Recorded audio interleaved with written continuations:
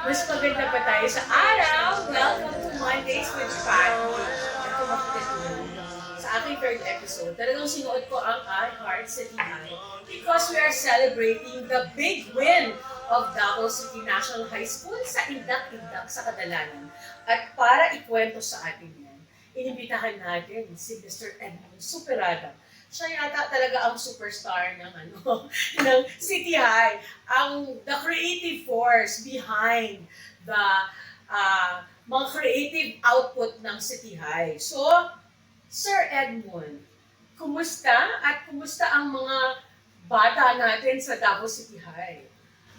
Thank you, Miss Patni. First of all, maayong adlaw, good afternoon, good morning to everybody. Of course, it's already a week now after nagkaroon ng back-to-back win ang Davao City National High School. So the students are still very happy and ecstatic, very proud sa kanilang back-to-back win. Ano yung mga napanalunan ng Kasi parang hinakot nyo daw lahat ng awards. Ano yun? Yes, as the right term, Hakot Award. Aside sa grand prize, nahakot namin yung 4 special awards like Best in Street Dancing, Best in Choreography, Best in Artistic Design, and Best in Music. Wow! So, 4? Yes. Ayun lang ang categories din ng awards. Yes. Wow! At sinwip lahat ng Davao City High. Plus, may special awards from sponsors like from Bingo Plus, from Bocams. Oh, ano yun? Ano award yun? Mga products and cash incentives. Wow! So, magkano ang price? For our category, 1 million yung cash prize, Wow. plus 50,000 per special awards. So, sumatotal, mga 1.2 lahat na panalunan ng Davao City National High School. At ang sumali doon, yun ba ay under sa special program? Most of the participants sa aming school, sa aming contingent, are from the special program in the arts and design class.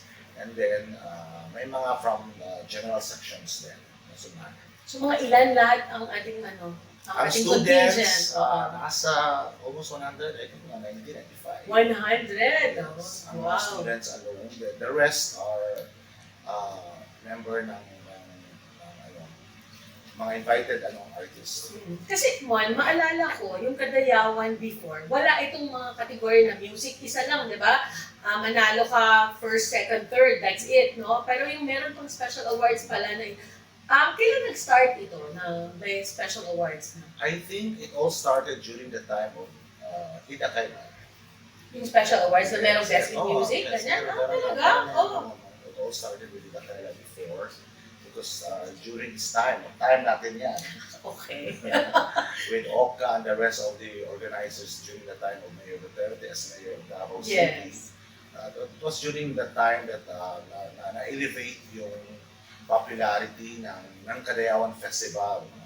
No? Kumbaga, nag-level up during the time of Ida Kailar because there was a very intensive promotion and marketing of the festival. So alam mo naman si Mamo, Yes. mataas ang standard. Hello, Mamo So Ian. nagtaas talaga ang standard during his time and na-continue naman hanggang ngayon. So although may mga changes konti, but fortunately with the present organizers, pinagpatuloy naman. Ay, mabuti naman at pinagpatuloy. So, anong mga kaibahan nag-evolve? Paano nag-evolve yung mga indak-indak natin through the years? I-compare mo sa before, nung nag-start, at yung ngayon na. O, anong masabi mo sa... First, ang malaking changes talaga since nagtaas yung standard, kumbaga nag-level up, lumaki yung gastos.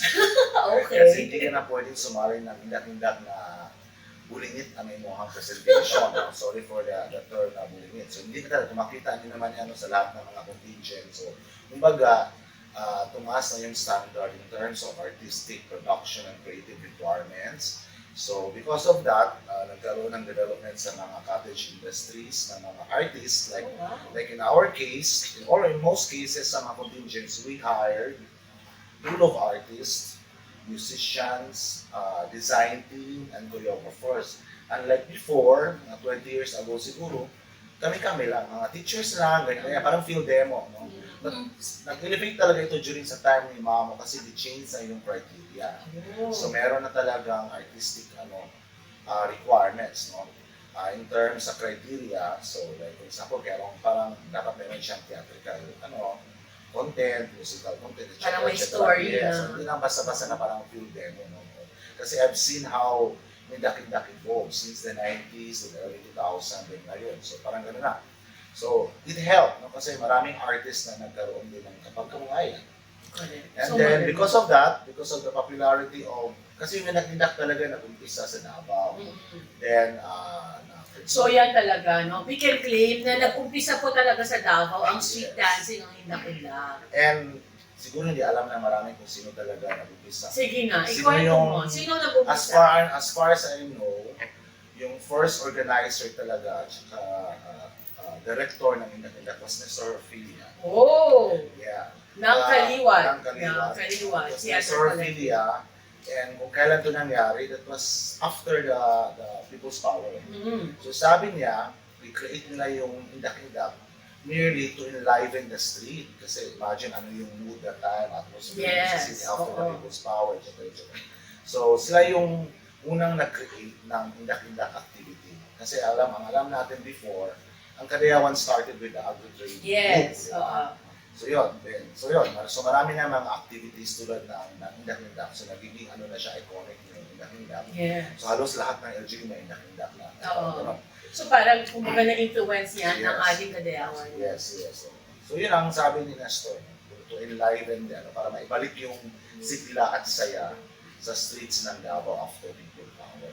So aside from Nestor, kasama din daw niya noon si Lily Arellano. Oh, Tita Lily, hi! So parang si Lily siguro noon ang Eh, choreographer niya isa street sa mga dancing. pillars ng ating mga Yes, dance sport yes. dito, si Tita Lily Arellano.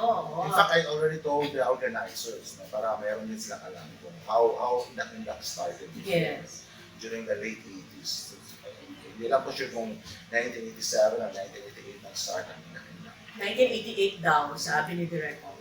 Yes.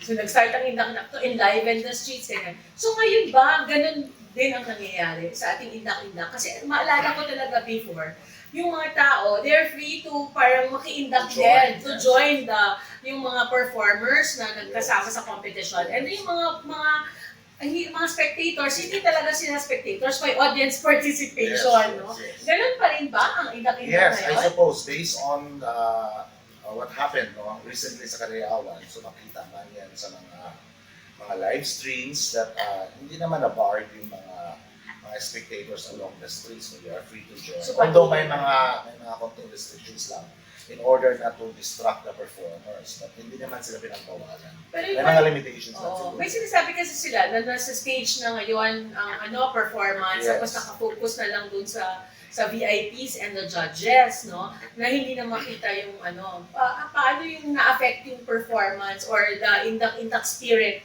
sa ganong klaseng presentation.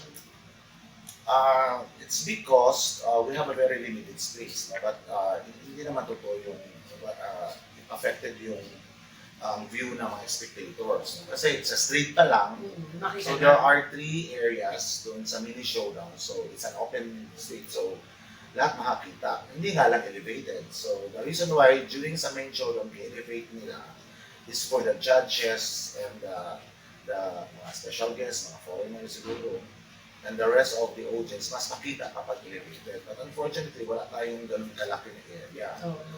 Tulad ng ibang lugar na nandun talaga sila sa open field. No? But sabi ko naman, during our time nung tayo pang organizers, kaya nga siya tinawag na street dancing. Oo. Kasi it should Should be be sa the streets. streets. Oo. So, parang- kailangan siguro hanap na tayo ng ibang streets or lakihan ng streets or maghanap tayo ng venue na pwedeng makita ng lahat ng mga tao yung makaparticipate sila. No? Kasi maliit ngayon, sa San Pedro circuit lang nakalimit. No? So, baka kailangan mag-evolve. Yun ba? Anong mga suggestion natin para ma-improve pa ang ating street dancing?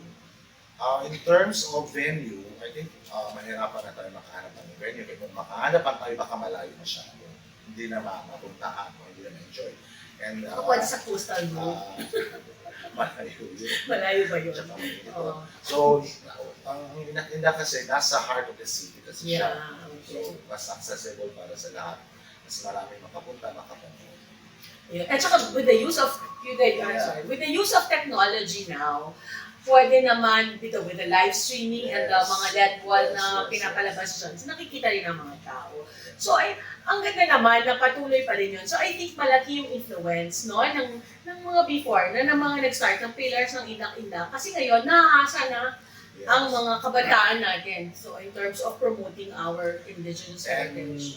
we were also able to develop new breed of artists like choreographers, dance trainers, dance masters ngayon na may hawak na sa mga iba't ibang groups. No? So they are actually for hire. They are commissioned artists by different groups. So naging venue yung Kadayawan to mold new generations of artists, directors, choreographers, etc. So dati ito sila, mga part to sila ng street dancing before, mga sila estudyante pa. Pero ngayon, sila na yung mga choreographers and directors. Wow. So meron na tayong creative industry na Yes, nag-develop yun. around Indak-Indak. Nagiging cottage industry na yung creative industry natin. Yes. So, maraming salamat at mabuhay ulit sa Davao City High. Shout out sa principal ng Davao City High, si Ma'am Evelyn Magno. Ma'am, congratulations po. At sa lahat ng mga taga City High at taga Davao, talagang mabuhay at madayaw. And thank you for joining us in another edition, episode 3 na ito, ng Mondays with Patni. Ako po si Patni Bello Ruiz-Vivar, kasama si Andy Superada, nagsasabi, dapat mas maganda pa tayo. Eternal vigilance is the prize of freedom.